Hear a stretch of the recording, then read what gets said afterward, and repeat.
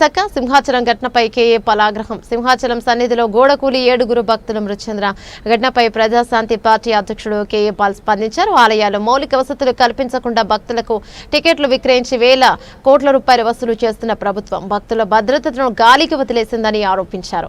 తిరుపతి సింహాచలంతో పాటు రాష్ట్రంలో అనేక ఘటనలు జరుగుతున్నా ప్రభుత్వం స్పందించడం లేదని సీఎం చంద్రబాబు ఉప ముఖ్యమంత్రి పవన్ కళ్యాణ్లో ఏం చేస్తున్నారంటూ కేఏ పాల్ ఆగ్రహాన్ని వ్యక్తం చేశారు.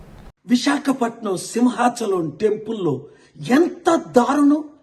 7-8 మంది గోడ పడిపోతే చనిపోవడం ఏంటి? ఈ రాజకీయ నాయకులు చంద్రబాబు నాయుడు ఉప ముఖ్యమంత్రి పవన్ కళ్యాణ్ ఏం చేస్తున్నారు? అప్పుడేమో తిరుపతిలో అనేక మంది చనిపోయారు.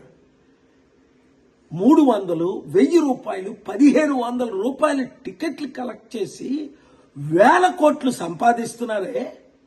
మరి కొన్ని కోట్ల రూపాయలు ఖర్చు పెట్టి ఇవన్నీ రిపేర్లు మరమ్మతులు చెయ్యొద్దా? ఇంకో వర్షాకాలం వస్తే ఇంకెన్ని టెంపుల్ అందుకనే లడ్డూ వివాదం టైంలో నేను సుప్రీంకోర్టుకి వెళ్ళి ఈ టెంపుల్స్ కూడా చర్చెస్ లాగే మాస్క్ లాగే హిందూ ప్రీస్టులకి కమిటీలు వేయండి, రాజకీయంకు దూరంగా ఉంచండి అన్నాను. డిమాండ్ చేద్దాం, ఫైట్ చేద్దాం, మనల్ని మనం కాపాడుకుందాం. Thank you very much. Video share చేయండి.